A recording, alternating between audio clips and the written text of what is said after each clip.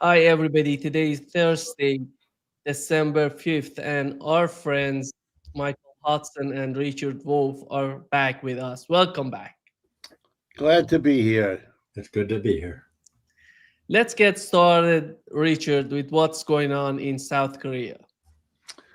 Well, I should begin by admitting freely that I am no expert on South Korea.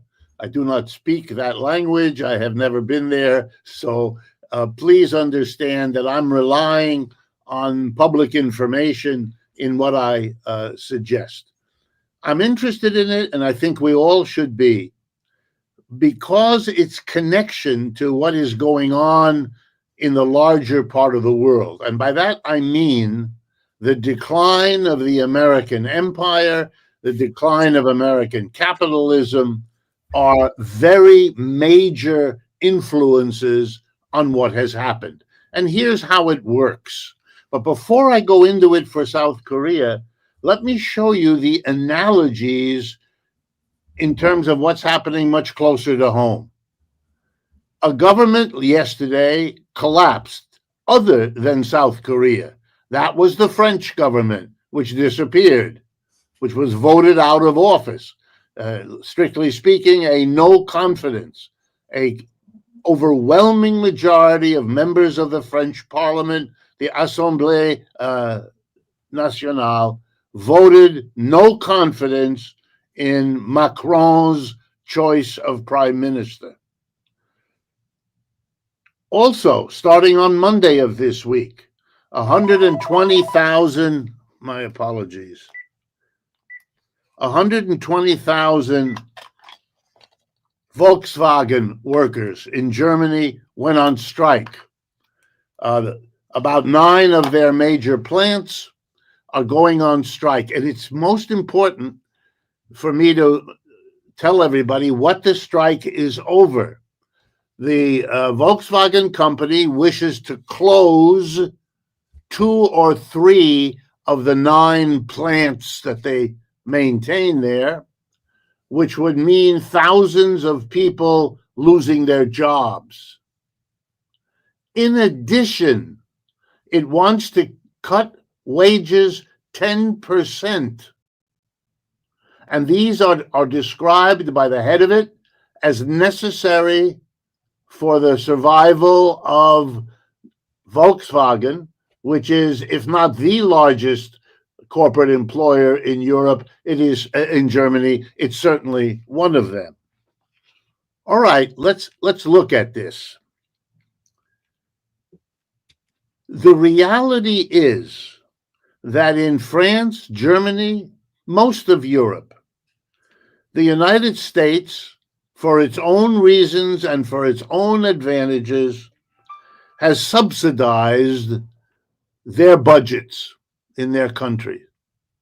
And it has done so by providing a defense umbrella, basically telling them all that they don't have to worry about spending all that much money on defense. The United States will do that. This, of course, becomes a subsidy to American military production, but we put that aside for the moment. Every government then in Western Europe, and by the way, I'm telling you this because it all applies in South Korea, these governments are subsidized to a significant extent by the United States. The United States gets benefits from doing that. This is not largesse. This is not charity. This is not selfless money giving, nothing of the sort. But it enables the leaders of these governments to be able to deliver pretty good services to their people without taxing the way they would have to if they had to maintain a defense appropriate to their situation without a subsidy. But the decline of the American empire is eating away at the ability and the willingness of the United States to do this kind of subsidy. And that means more and more, step by step, And this is before Trump, has nothing to do with Trump. Trump only says it a bit more loudly, but other than that, nothing new. What you are doing is you're putting a squeeze on the politicians in these countries. One source of support for them, their position in the American empire, is declining because that empire is declining. It can't do what it did before. You can see it literally because a major part of the victory being won by Russia over Ukraine is because the collective West, led by the United States, literally cannot deliver any more weapons because they don't have them. They haven't produced them. So all of these budgets are in trouble. The United States is running record level, multi-trillion-dollar deficits. They're not in the Germans, who used to be the wonderful example of having a national debt lower than your GDP, now has a national debt 20% higher than its GDP, with no end in sight. When the United States empire shrinks, all of its elements are squeezed because the United States tries, of course, to offload the burden that it can no longer carry. Mr. Trump, if one is to believe him, is about to tell the Europeans, you want a war in Ukraine? You pay for it. I'm out. I quit. I'm not doing it. I can't do these things. I just won't do it. Now we come to one little corner of the American empire, South Korea. The only time I have seen the behavior of the president of South Korea, the one who unilaterally declared martial law and is therefore up for being impeached by his own parliament 2 days after he made that effort, right? Stunning. The only other time I've seen him is he visited the White House some months ago, and during his visit, the president of the United States, Mr. Biden, at the time, asked him what his favorite song was. I didn't make this up. Go look it up. You'll find it. And the man said the name of an American song. All right, think about what it means if you're the president of South Korea and you tell a questioner that your favorite song is not South Korean. I mean, whoa, the first rule for a politician, don't ever do such a thing. But he does it, and then the president of the United States says, well, we would all like to hear you sing it. And I'm watching this on my computer screen, and the president of South Korea does I know the song, it's a very famous song. He does a really pretty good job of singing it with all the verses in English and in tune, does a good job. Okay. This is a man who is very close to the United States, as he keeps saying, and as Mr. Biden celebrates him for that. Okay, he found himself literally weeks after this event, he found himself unable to deliver to the United States the kind of support it wants and that he wants to give them because of their alliance, because of the defense umbrella that the United States provides. In his case, against North Korea and against China, by which they are surrounded, basically. They don't have very good relationship with Japan because of what Japan had done to Korea over the last century or two, which is a story for another day. Okay? So he couldn't do it. There's a rumor, that's all it is. I have no knowledge of it. But there's a rumor that the United States asked South Korea to produce and ship to Ukraine 155 millimeter howitzer shells, artillery shells. Shows you what kind of this is an empire on a shoestring. They can't do it from the United States. They can't do it in Europe. They have to go 10,000 miles to South Korea. So he wants to ship to honor his alliance, his place in the American empire. He wants to honor it, but he's got a problem. The majority of people in the parliament of South Korea are left of center. They will have none of it. There will be no shipment, and you can't move without it. But he decided he was going to move. In other words, his loyalty is not just to American music. His loyalty is to do what the Americans want, whatever that really is. I don't know what it really is, but it is symbolized by the possibility that it's artillery shells. But whatever it is, he can't get it through his own parliament. So what does he do, this member of the democratic American empire? He throws democracy out the window.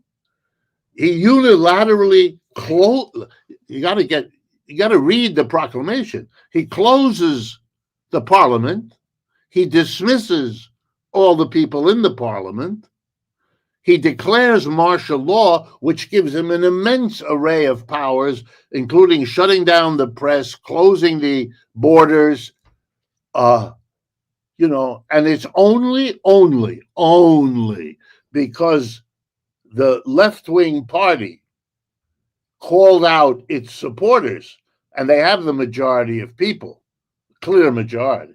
They even have a majority of seats in the parliament, but they have a clear majority, called them into the streets and said, okay, we're going to see what you can and cannot do.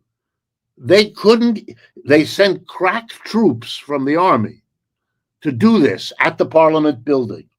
And the left-wing representatives went out. They brought the non-left-wing, the centrists, the rightists with them. And all of them told the troops, you can't do this. And the troops had that wonderful moment of truth. Which way are you going to point that gun? And they couldn't, and they stopped. And at that point, of course, it collapsed. And by the way, who collapsed it? The president, the minister of defense. That's important because the most collaboration between the United States and South Korea is in their military. The United States trains their military, equips their military. It's all that. So obviously the military knew, and therefore obviously the Americans knew, however long this was planned. But it is actually about the declining American empire. And it is very similar in its core explanation for the collapse of the Macron government in France and the fact that the German government is 2 millimeters from collapse already because of the war in Ukraine, the sanctions, and the impact of that on the German economy. No one bets on Mr. Schultz being the German chancellor much longer. And the strike by VW, I mean, the writing is on the wall. But in all cases, the Germans can't do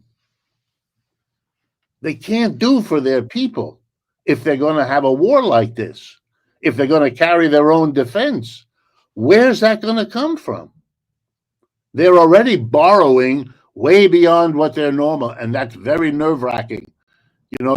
Americans have to remember, Germany lost 2 world wars, had the worst inflation in modern economic history in the 1920s.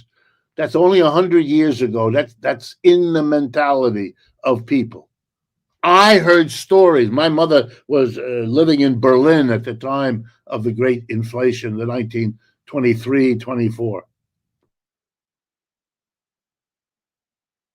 Grandfather come rushing home with bags full of money, which he would give like a relay runner to his wife, my grandmother, who would run, I don't mean walk, run to the store to spend that money because by the evening it would have lost 2/3 of its value.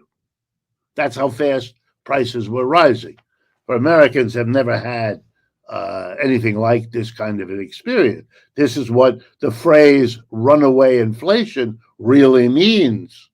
The Deutschmark collapsed. A country with that in its DNA lost the wars. It is now in a terrible, terrible place, which is why you see the rise of a right wing again, which is remembering that part of its history and glorifying, a MAGA fantasy the way we do here, but also the rise on the left, both in the Die Linke, which we had before, and now around the former co-chair of the Die Linke, Sarah Wagenknecht. So I think the South Koreans that this is a sequence of symptoms of decline becoming visible, tangible. We talked about it on this program in terms of more the abstract way its causes and its evolution. What we're now seeing is its symptomatology, its literal presentation in shaping daily life. And I think that's what you saw in South Korea. Michael, jump in. I think that Richard's got the dynamics exactly right, and that's what's going to shape the future. All I can do is provide some of the background for that. From the 1930s to the 1940s, all the way until 1950, the United States had a huge balance of payment surplus, especially after 1945, when the war ended. The U.S. just sucked a lot of savings out of Europe and other places. It was a flight capital haven. In 1950, a historic change occurred. Since 1950, when the Korean War began, the United States balance of payments for the first time moved into chronic deficit. Every single year of the 1950s, the 1960s, and the 1970s, the entire U.S. balance of payments deficit was military spending, as I've described in my book on superimperialism with all of the charts. And the largest U.S. military outpost was in South Korea, which remains today the largest military outpost. So when Richard talks about the, until now, the U.S. Cold War spending supporting Korea, all of these troops in Korea have spent U.S. dollars to buy Korean goods and food and all of the other services they have, supporting Korea's balance of payments. So that's part of the Korea remains a key element of the U.S. empire's balance of payments. I went to Korea in 1974 with Herman Kahn to meet with the president there as advisors. And Herman explained to the president, who, like all of Korea's presidents, were dictators, that actually this was the road to democracy, because he pointed out that all of the European countries begin as royal states or religious states, that there had to be a centralized government power, an autocracy, in order to create and design a democracy. Certainly to do one American style in Korea. So he explained to Korea and to the American press that Korean dictatorship was a part of the movement towards democracy. Well, after that, I asked about the balance of payments in Korea, and they took me to a pharmaceuticals company. Looked at the assembly line there. They were all women. And they went to a factory. All the workers were women. And I asked, why is that?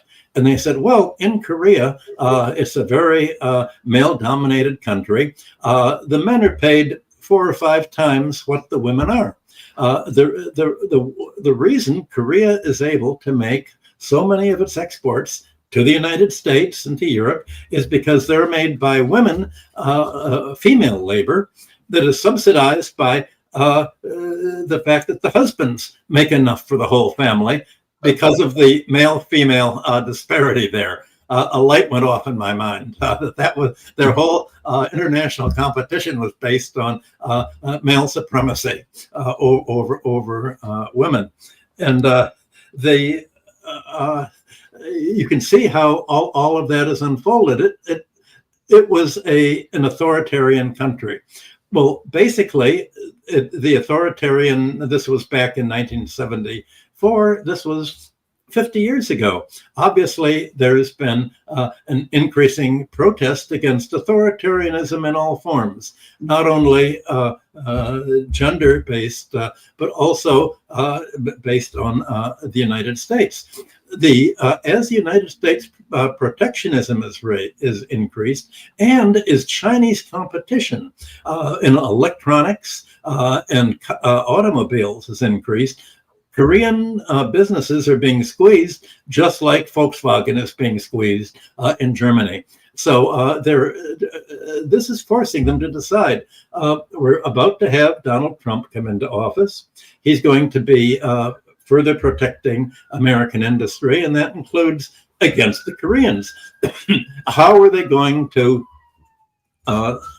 operate their economy, plus having to bear more and more of the Cold War costs, just as Europe is being told to bear the Cold War costs? They have to make a decision, and you can imagine there's a rising group within Korea saying, South Korea, do we really want to be part of this constant war with North Korea, especially when they're getting so many bombs and so much more military power? Do we want to develop a closer relationship with China and the BRICS because that's our market? In other words, what's going on in Europe, Germany, and other countries? Where is their major market going to be? The Koreans have seen what's happening in Europe and how they're being sacrificed for the United States. The question is, do they want to be sacrificed in the same way, or do they want to say, well, Europe wasn't able to turn toward Russia and China because America told them not to, but can we afford to make that same choice that Europe did and face the same problems with our leading chaebol, the dominant monopolies? China's not only is it an autocracy, but it's an oligarchy of the big chaebol, the monopolies that they have there that are being threatened by U.S. trade policy. And I would be surprised if the Chinese diplomats are not talking with Korean diplomats and say, look, we can make a win-win. Why don't you shift to our market? We'll support you. We'll tell North Korea your enemy isn't. You don't have to worry about South Korea. Focus on Japan, which we can all agree we hate. And I think that's the dynamic that you're seeing now. And I don't know what the United States can do because, as Richard said, it's losing their power. I do think that Richard's point about Korea sending shells to the Ukraine must absolutely infuriate Putin and the other BRICS members. But at the same time, this has created this social and political crisis that I think the inherent dynamics favor Korea's being driven by U.S. policy out of the U.S. economic orbit. By the way, as just a side additional point that what Michael said reminded me of, the chairman of VW, when interviewed over the last couple of days about the strike at VW in Germany, mentioned repeatedly Chinese competition. It's beginning, and notice that Michael points out that the South Koreans have also to worry about Chinese competition. I see the point, I understand it, and we knew that. But I also think it's becoming a very convenient ideological crutch, a way to avoid dealing with what is actually happening, in which China's development plays a role, no question. And it is a competitive challenge, no question. But it's not the reason all of this is happening. That's crazy. This is all happening because the evolution of China is part of a decline of another empire. Now, it's fashionable, and my guess is Mr. Trump is going to ride that horse as far as he can to make it all unicausal. It's all about the China who wants to rule the world. I mean, that's a convenient trope. We did that with the Russians. They all commies wanted to rule the world, and so that justified almost anything, still does. And so this is an easy switch, and the fact that it has a grain of truth makes it that much more useful as an ideological hammer with which to try to focus the upset that this is causing. I mean, when the chairman of VW says it, nobody in China came up with a cut the wages 10%. I mean, this is silly. But he then becomes merely the messenger. The cause is external. He just delivered word that it has to happen. And that's how the media in Germany, the compliant media, they are also handling it this way. The other irony is the critics of all of this, those who are worried about where Germany is going to end up in all of this, those critics are quick to point out whatever may be said about China, it's also this war in Ukraine that denied, which was cheap energy. Imagine how it must play out in a German capitalist's mind.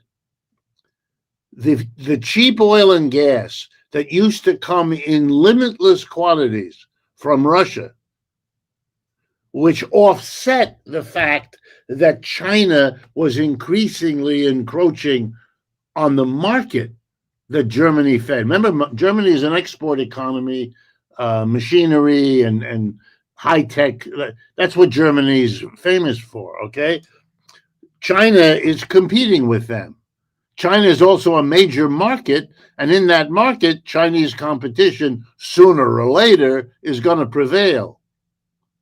So they have to look at this as the worst nightmare, that the country that is their greatest competitor is about to get the cheap energy without which Germany could never have done it in the first place. This is a double punch in the face.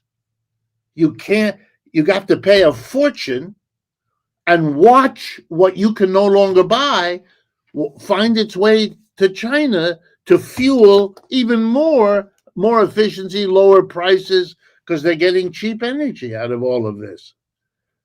It must drive the Germans crazy, and it produces right below the surface in Germany, I see it all the time, remarkable statements by leading forces in Germany that their biggest problem isn't China. It's this business in Ukraine. And they want that over. They want that done. They want to start having meetings with Russia about resuming cheap energy, and they want those meetings to start early last week. Well, that may be what... Michael, let me play a clip to see what Baerbock said. Okay. The promise to people in Ukraine, we stand with you as long as you need us. Then I want to deliver, no matter what my German voters think, but I want to deliver to the people of Ukraine. And this is why, for me, it's important to be always very frank and clear. And this means every measure I'm taking, I have to be clear that this holds on as long as Ukraine needs me. We are facing now a winter time where we will be challenged as democratic politicians. People will go on the street and say, we cannot pay our energy prices. And I will say, yes, I know, so we help you with social measures. But I don't want to say, okay, then we stop the sanctions against Russia. We will stand with Ukraine, and this means the sanction will stay also in wintertime, even if it gets really tough for politicians. You're mute, Nima. Michael, go ahead.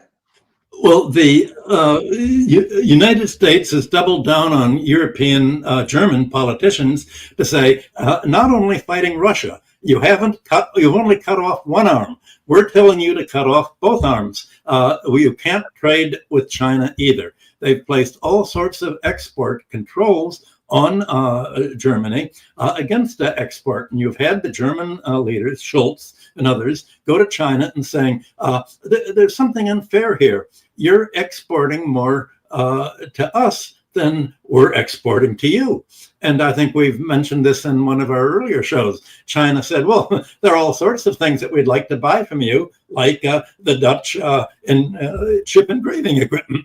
You're not allowed to sell us anything that could technically be used for war. We can't even buy shoes for you, from you, because soldiers might wear those shoes. So you're defining any export to us as potential war, and of course we're not buying from you. And if you continue to make arms to sell to Ukraine, we're not going to sell you the raw materials that you need to make these arms.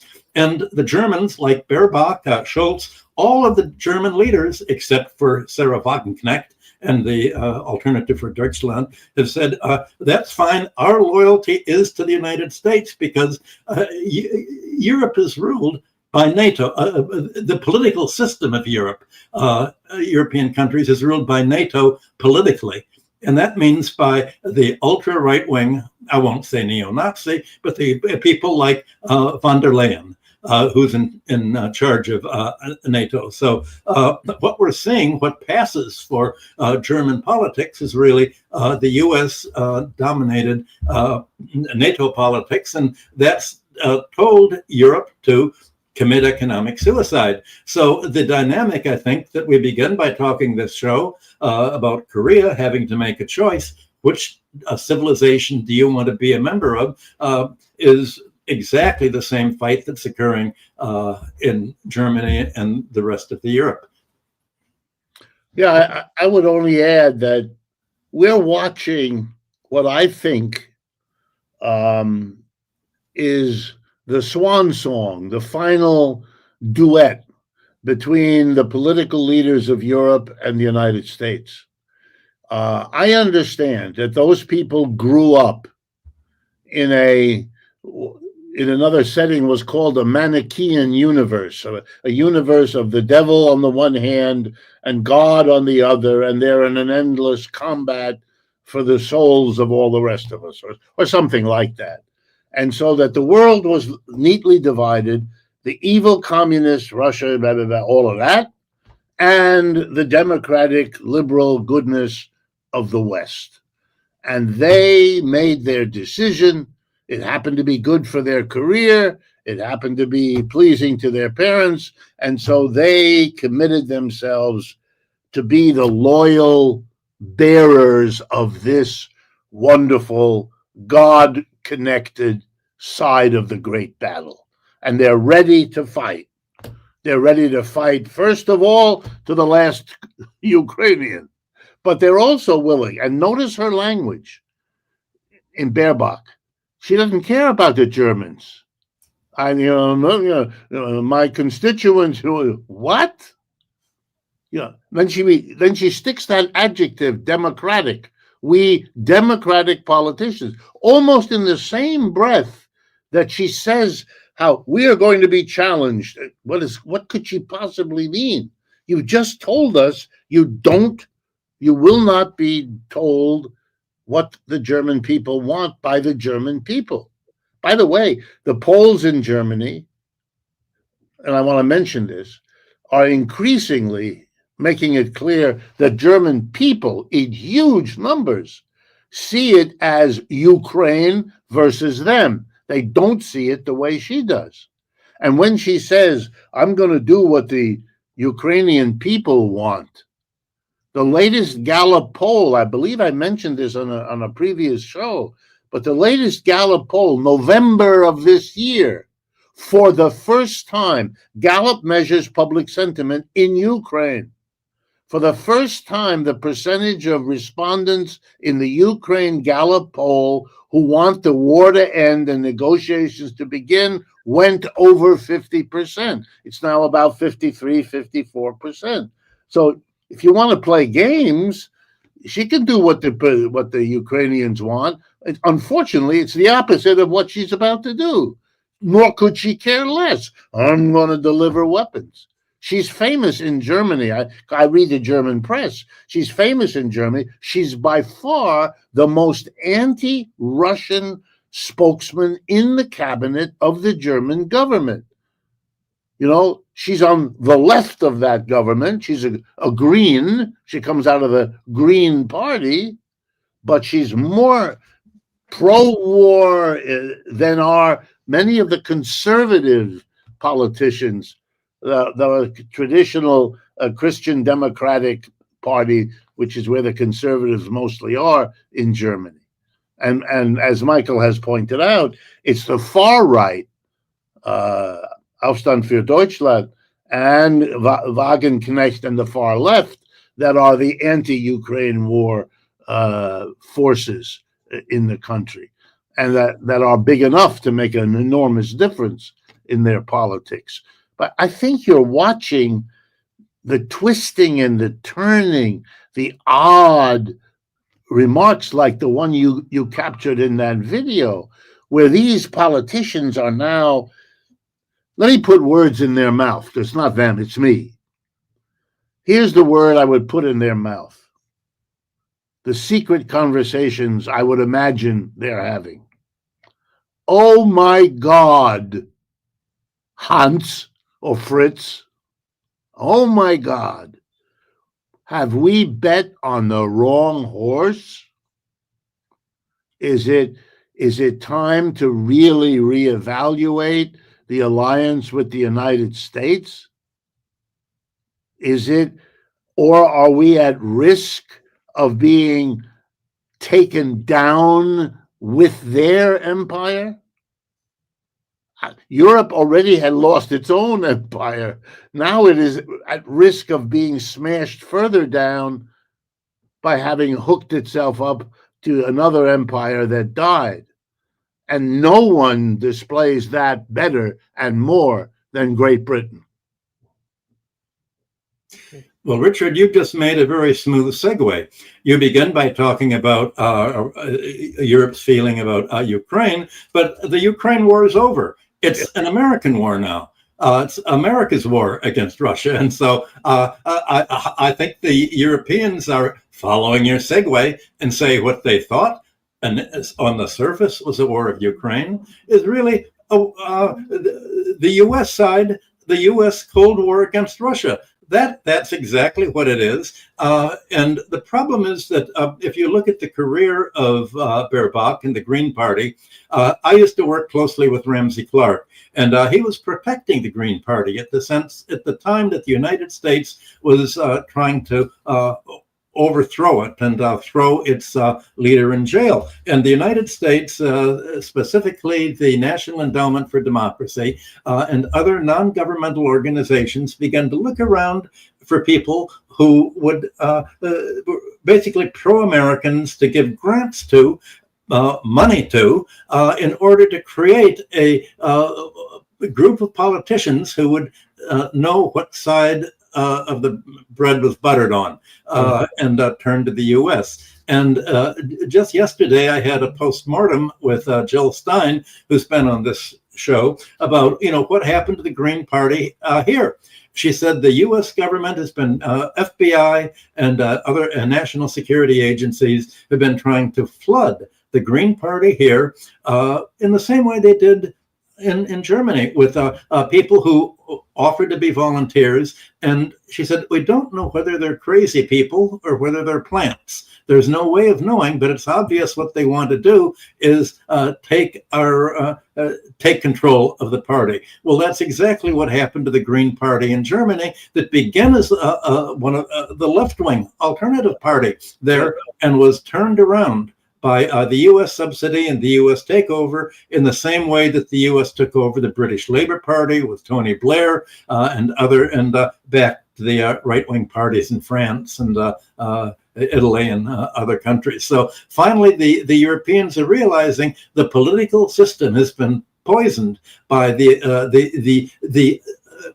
American-oriented politicians who've been nurtured by the U.S. as sort of a fifth column. And they're realizing that the political system has been corrupted. What do they do about it? That's what they're trying to figure out. And of course, the U.S.-backed German government says maybe we should ban the alternative for Deutschland.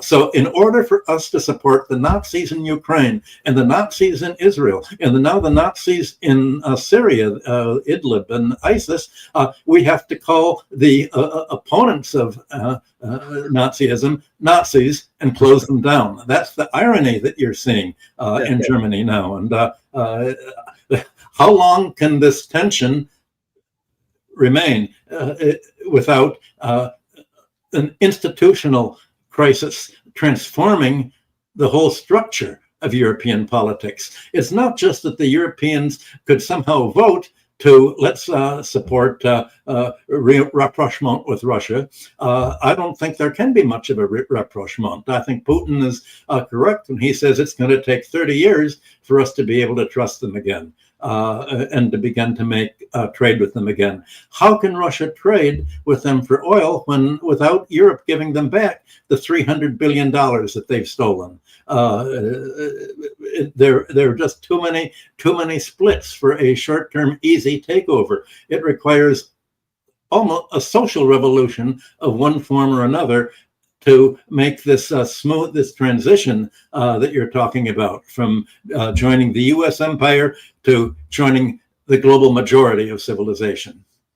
It also, Nima, it also makes one wonder. Think about the last few years of American politics, in which the defeat of Hillary Clinton by Trump was then excused or blamed, if you like, on the outrageous interference in American politics by the Russians. Remember the Russiagate and all of that. There's something stunning going on here. The country foremost in the world in systematically using its dominant position coming out of World War II to become the world's policeman, to become the funder of political parties all over, in country after country, manipulating their politicians, manipulating their elections, manipulating their media. It's been exposed in congressional hearings. It's been exposed in an immense literature that anyone who can see. Yet this country, exposed as the manipulator abroad par excellence, presents itself to the world not as the performer of such interventions, but as the victim. We were they did, can you imagine? They interfered.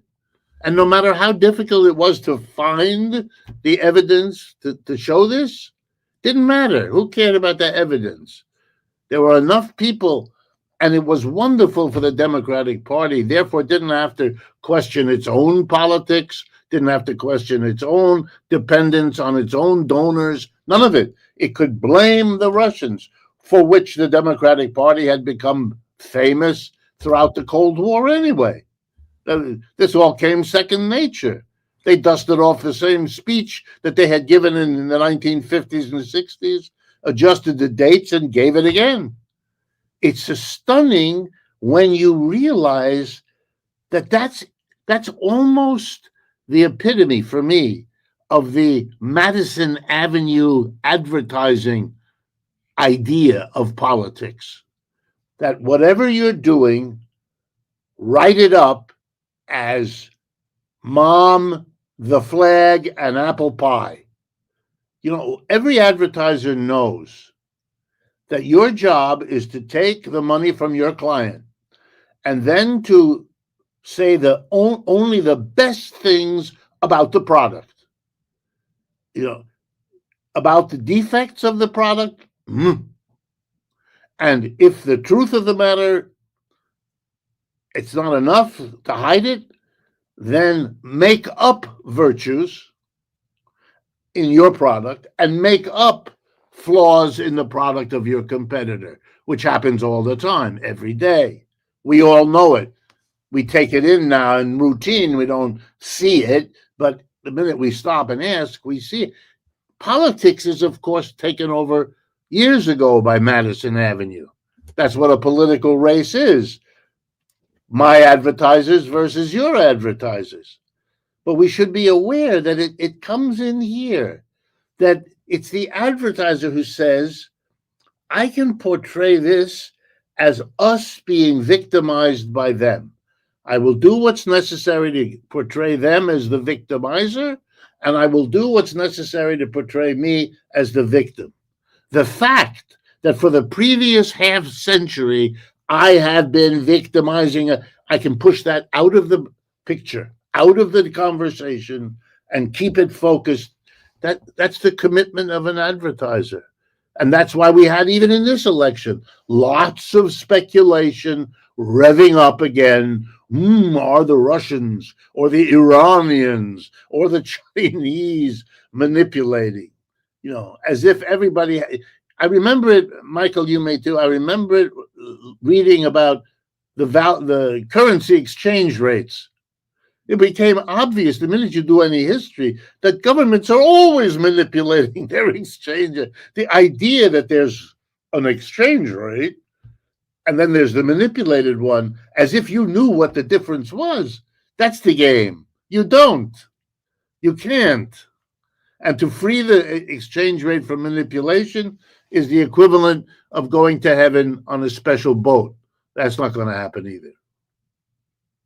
Well, Richard, you've described the final stage of the U.S. Cold War. It's about the narrative. Who's going to win the narrative? It can't be won on the battlefield by the United States. It can't be won economically by the United States because it's deindustrializing. All they have left is the narrative and the advertising. And the narrative always ends up in a fight between good and evil. The whole world now is saying, who is the good and who is the evil? What kind of society is a good society? Is it the deindustrializing society, pushing war everywhere and trying to engage in regime change and color revolutions to say, we win, you lose, as Donald Trump would say? Or is the good mutual multilateralism, win-win, mutual benefit? What is the good and evil? The United States says, we are democracy, we are good. Democracy as in Ukraine. Democracy as in Israel. Democracy as in what we're trying to do with the ISIS terrorists to overthrow Syria. Democracy is in our plans for war with Iran. That's the good. The evil are countries defending themselves against our interference because we're doing it for democracy, and that means American first. That means we win. How many people can untangle their brain to recreate a reality-based economics and political view of the world? That's what we're going to be seeing in the first year of the Trump administration. By the way, in Germany, one of the things I discovered talking to some of the people I know is that a kind of inflection point was reached when the underwater pipeline from Russia, the gas line, was blown up. For them, this was an act that only an advanced, technologically sophisticated society could do. It's complex. You have to have machinery, and so the German love of irony and sarcasm has produced an endless array in which it is said. So that was the great achievement of Western technology, was to blow up the pipeline that brought them the energy that enabled them to have that advanced technology. That self-destructive, contradictory behavior is a sign of where we are, just, and they're bitter that they don't have the gas that would have come through that pipeline at this moment. It's killing them, and to think not only that the Russians, they can't get it anymore, but that literally it can't come because they blew up the. It's really, for the German mentality, that really is too much. You're taking one step too much. I don't know. The German mentality is very flexible. Yes, as all mentalities are. But the German word is zu viel. Too much is zu viel. And that's the punchline to a series of stories about that pipeline. Und for those who know German, und endlich, es war zu viel. In the end, or finally, or ultimately, it was too much. Just before wrapping up this session, Richard and Michael, we had Donald Trump talking about BRICS countries. If they're not willing to use US dollar, he's gonna put tariffs, 100% tariffs on all of them. And if we assume that he's gonna do that, which is impossible in my opinion, but what would be the repercussions of this type of actions on the part of the United States for the people in the United States and in the West? Well, the United States has prevented Russia from using dollars by excluding it from the SWIFT system, and the United States is preventing other countries from using dollars for trade with China in a broadening array of components. And if a foreign country imports from or exports to China any computer or other product that has a single element produced in the United States, that country will be sanctioned. So on the one hand, Trump is saying, we're not going to let you use dollars for change. On the other hand, if you don't lose dollars, you're our enemy. So it's not only Europe that can think of two opposing truths simultaneously. It's Donald Trump. Where can this go? I don't think it'll go anywhere. I think that Trump will have sanctions against China. But the fact is that Russia would say, we'd love to use dollars. Give us back the $300 billion you've taken. We're happy to transact our foreign transactions in dollars, as long as they're as good as gold. As long as they're an international thing. It's the United States that won't let other countries use dollars. Well, I think what you're seeing is a number of things on different levels. Donald Trump, more than other presidents, is a creature of Madison Avenue. His whole life is an endless projection of a great businessman. He's had, I don't know, what is it, a dozen bankruptcies. He's a great negotiator. He can't negotiate his way out of a paper bag. It's silly, right? He's just he's a showman, and he's showing. So that always means you have to work at multiple levels. So part of this is showman. He won the presidency in part because he's protecting the American working class from all that befalls it, all that is eating at it. He's going to bring us back a prosperity. He's going to bring back to white men their good jobs. He's going to bring back to white men their social position of being the breadwinner and blah, blah, blah. Going to subordinate the minorities and women the way they were in the good old days. All of that. And I'm going to threaten you. You don't respect the dollar. I will smite you. This is perfect Madison Avenue imagery. And the media are there to project the image, which they do. Okay. When it comes to economic policy, not so much, because no one knows quite what to do with this. You know, you have 50 years of developing a U.S. umbrella for quote unquote relatively free trade. Okay, typical. The British did that at a comparable point in their empire too. If you're big enough and strong enough and dominant enough, then in a free session you prevail. The minute you can't prevail that way, out the window goes your commitment to the free market. You can see that now. Mr. Trump he could care less. He just got a new Secretary of Treasury who mouths the crap about freedom and privatization and everything that Trump isn't doing. But he picked a person who will be acceptable to the financial community. He's one of them, a hedge fund hustler or whatever exactly he was or is. So at one level, this is all performance. But now at a second level, if he actually does some of it, it will hurt two groups. Exporters whose stuff is hit with a tariff, exporters in other countries whose stuff is hit, possibly exporters in this country who will suffer a retaliatory tariff. The Chinese respond, as do others, with retaliation.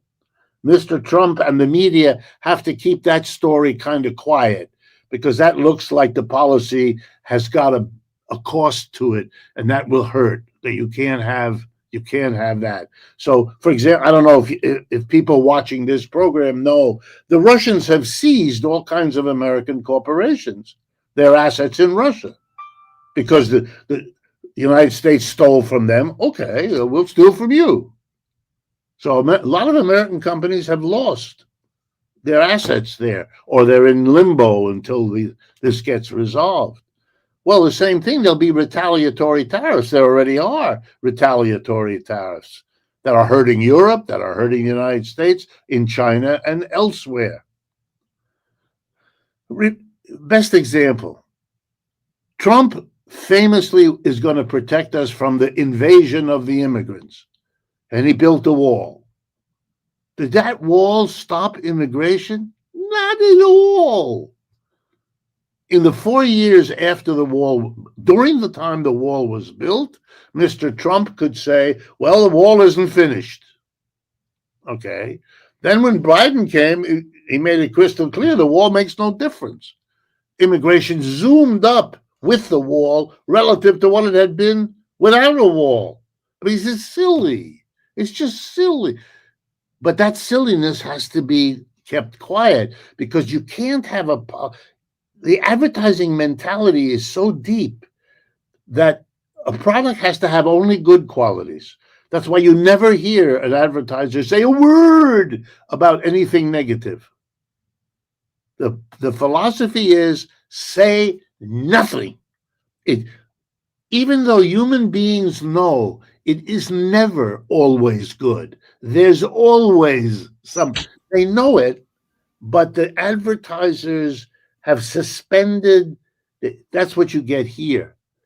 And if we do have tariffs, a lot of them, then they will raise the price. It'll worsen the inflation. The last month or two, the inflation decline stopped effectively. So we are already at the point where once January comes, if he does the stuff with tariffs that he says he's going to do starting on the 20th of January, well, then the inflationary numbers will show up in February and March, and it'll happen right away. And there are companies that are already doing things that you can see. I mean, there's a horrible story, but it needs to be told about one of the largest health insurers in the United States, Anthem, Blue Cross Blue Shield. They announced that starting February 1st, they are assigning a certain number of hours of anesthesia that will be allowed and covered for every operation. So that if you have a complication and your operation takes more than the allotted hours, one of two things will happen. They'll wake you up out of your anesthesia and ask you if you would like to be put back under anesthesia, and then they will charge you for however many hours that is. I mean, try to think about this. Or you'll make a commitment beforehand, or you'll only get 6 hours covered of the 10 hours that your operation required, and then you can make a claim, they say proudly, and they will adjudicate whether some or all of your claim for anesthetic hours will be covered by your insurance. Notice, they're not reducing the premium. The premiums are staying the same. It's just the number of hours covered. This is an inflation. Your anesthesia, the price just went up. That's what this is. And, how many companies, seeing what's going on, are going to get out ahead of the inflation? If you ever study inflation, inflation is self-canceling. I raise my prices 5%, but if all the people I buy my inputs from raise their prices by 5%, I'm not ahead. So time is of the essence. I've got to raise my price before all the others do, which is a guarantee that it'll go faster than it otherwise would. I mean, anyone who studies this knows this, but you have the American public that can be told all of this, and the tariff is viewed how? We're going to get. That's why the president had to say, China will pay the tariff we put on Chinese goods. And to this day, polls show that a big majority of Americans think that the tariffs are paid for by the foreigner, by the Chinese. They don't. No one has explained to them that that's not how it works. But why would you do that? Why would you make that mistake? Because it's advertised. You have to be able to say tariff is good. It's successful. It does the job. It can't have a drawback. It can't have a negative. It can't. And I'm going to be interested, as an observer of clowns, how Mr. Trump is going to manage the absurd contradictions of the policies he announces. Well, Anthem's act on anesthesia worked pretty well for Bill Clinton. He said, "I feel your pain." It's sort of you can turn it around. But regarding the tariffs, I think the situation is much worse than just tariffs. You've described how tariff will increase the price of imports, but there's already a sanctions war. And China has announced the other day that it's not going to export a very broad array of essential raw materials and essential manufactured inputs that are necessary for American production to take place, for computer chips, for computers, for cars, for washing machines, for all sorts of things. We've discussed in the last few shows some of the sanctioned goods that China says America can use our gallium, our germanium, our rare earth elements, our the whole array that we've been discussing to make military goods to fight in Ukraine. And just as America has, Blinken has gone to China and said, don't export these goods to Russia. They can use them for military goods. The Chinese have turned the tables on the United States and said, well, absolutely right. We don't want to export goods to any country making war because we're against wars. So we're not going to export to you the goods that would help you wage war in the Ukraine with all of your military applications. Can't even sell you shoes. Your soldiers might wear them. I'm exaggerating there, but that's how broad the whole approach is. So what this is going to do is cause supply breaks in the supply chain, and that will mean that these goods simply will not rise in price. They won't be made. They won't be available here. So we're talking about a breakdown in the supply chain, and essentially companies are going to have to finance carrying charges for inventories. They'll probably do here what Volkswagen did in Germany,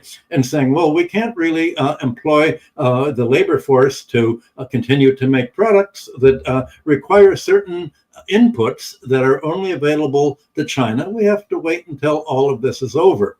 Well, I'm sure that neither of us, I don't know if anybody has read the 200-page list of products and all of the special exemptions that lobbyists have put in to these trade blocks to prevent certain companies, especially if you're a large contributor to the Republican Party, from being shut down. But I think China has ways of getting around this. They're not going to simply say, oh, okay, we're going to send our raw materials and rare earths to Vietnam to send to the United States. If they see some country simply or company increasing the degree of sanctioned products, they can have a pretty good idea about how to stop that. So we're talking about something much worse than tariffs, since the rising prices. We're talking about shutdowns of companies and layoffs. And of course, there will be an inflation for goods that are not being produced. The price will not reflect the higher cost of production as a result of tariffs. It'll be the whole scarcity of goods that are not being produced. That's what the Americans are going to be facing after January. And just as a footnote, when products start disappearing, then you're going to see ramifications that nobody has even figured out what they're going to be. I mean, I've been going around the country talking to people about what it means that an electric vehicle, which is now best produced, most efficient, cheapest, highest quality, is a Chinese electric vehicle. So happens. Well, those are not allowed here at 100% tariff. So it's a kind of a case study. But the ramifications of that are staggering. They have to, and they're not just economic in the sense that a competitor of the U.S. can buy the best, cheapest truck for their business if they're located in Canada. If they haven't copied the U.S., I don't know. But his competitor 5 miles away across the Canadian border, he can't buy that cheap, high-quality, low-price truck. And the competitiveness between them is thereby affected. How are you going to handle the losses of jobs here and there that come from this kind of behavior? No one is explaining to the American people what the costs of all of this are. I mean, it's extraordinary. It's like the remark Trump made about how the revenue from the tariffs is going to allow him to cut taxes on corporations. I mean, it's fantastic. Just what? Do you know what kind of revenue is going to flow? You don't. I did like that he did it because inadvertently he taught the American working class who doesn't understand this. I know, I go to meetings, I explain it to people. They don't seem to understand that there's something remarkable about the leader of the Republican Party that has spent the last century presenting itself as the anti-tax party, having an economic program whose centerpiece is the raising of the tariff tax. Hello? What is that about? What happened to all that right-wing stuff that Michael and I have had to endure in our professional careers about the government shouldn't be picking winners and losers? What? The government shouldn't be intervening. We're seeing maximum intervention by a Republican. It's wonderful to watch. It's like Nixon when he was famously quoted as saying, "We are all Keynesians now." All right, we'll keep going forever. Thank you so much for being with us today, Richard and Michael. Great pleasure as always. Okay, same here, same here. See you.